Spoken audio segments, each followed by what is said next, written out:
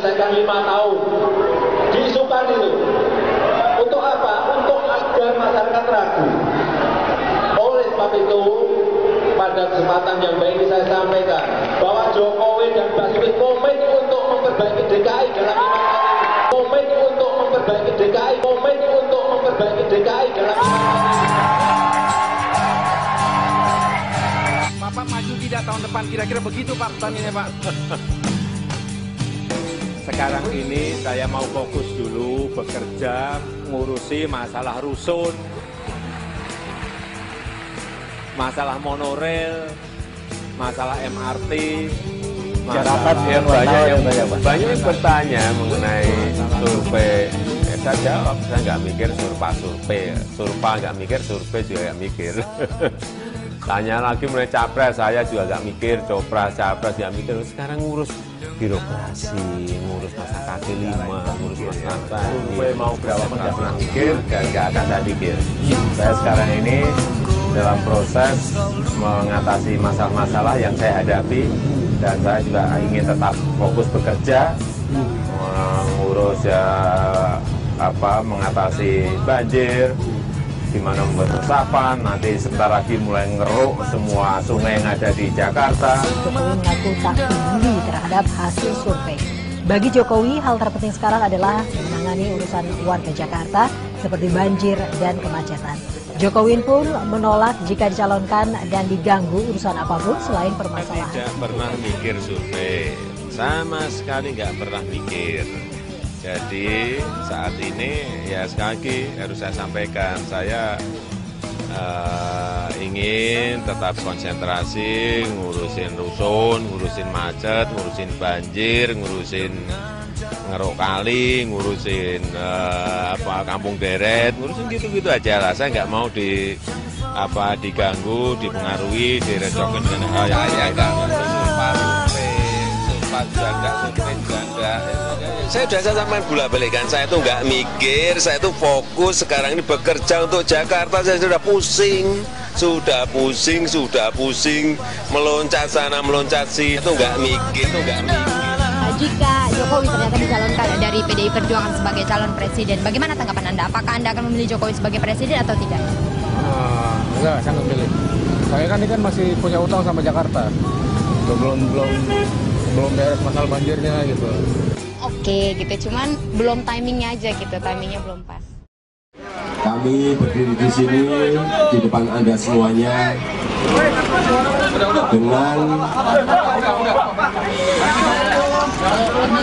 dengan segala kepasrahan dan kerendahan hati, sekaligus takjub dan bersyukur betapa besar rahmat Tuhan Allah SWT. Sejak awal saat saya ditugaskan maju dalam Pilkada DKI Jakarta, sesungguhnya kami sudah menetapkan hati bahwa pemilihan untuk menjadi gubernur, wakil gubernur di DKI ini bukanlah sebuah kontestasi menang atau kalah antara Jokowi, Basuki, dan Kokinara. Siapapun yang menjadi pemenang menjadi tidak penting, karena yang terpenting rakyat Jakarta juga yang harus menang dan yang harus dimenangkan.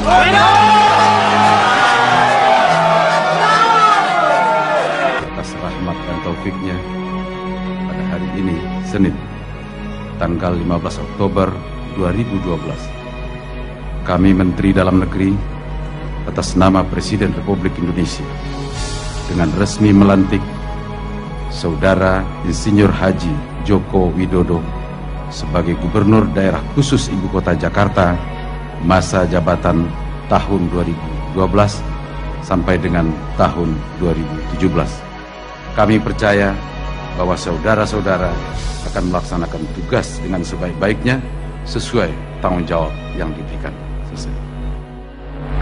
Sumpah atau janji ini di samping disaksikan oleh diri sendiri dan oleh semua yang hadir sekarang, juga penting disadari bahwa sumpah atau janji ini disaksikan oleh Tuhan Yang Maha Esa, karena Tuhan itu Maha mendengar dan Maha mengetahui. Sumpah atau janji ini adalah janji terhadap Tuhan Yang Maha Esa dan manusia yang harus ditepati dengan segala keikhlasan dan kejujuran. Demi Allah saya bersumpah. Demi Allah saya bersumpah. Untuk yang beragama Kristen Protestan, saya berjanji. Saya berjanji. Untuk seluruhnya akan memenuhi kewajiban saya. Akan memenuhi kewajiban saya sebagai Gubernur Daerah Khusus Ibu Kota Jakarta. Sebagai Gubernur Daerah Khusus Ibu Kota Jakarta. Sebagai Wakil Gubernur Daerah Khusus Ibu Kota Jakarta. Sebagai Wakil Gubernur Daerah Khusus Ibu Kota Jakarta. Dengan sebaik-baiknya. Dengan sebaik-baiknya. Dan seadil-adilnya. Dan seadil-adilnya. Memegang teguh Undang-Undang Dasar. Memegang teguh Undang-Undang Dasar Negara Republik Indonesia. Negara Republik Indonesia. Tahun 1945. Tahun 1945. Rasulullah pernah kasih referensi siapa saja yang termasuk golongan orang-orang munafik. Apa kata beliau? Satu hadis dari baginda Rasul, ayatul munafiki thalasun. Ada 3 tanda orang-orang yang munafik. Semoga 3 ini enggak ada pada diri kita. Apa yang pertama? Idza hadatsa kadzaba. Ketika dia berbicara, dia akan berbohong. Ketika lidahnya berucap, maka yang terlahir hanyalah dusta. Dia lakukan dengan perkataannya satu hal yang dusta, satu hal yang bohong, satu hal yang menipu kepada publik. Yang kedua, wa idza wa'ada akhlafa.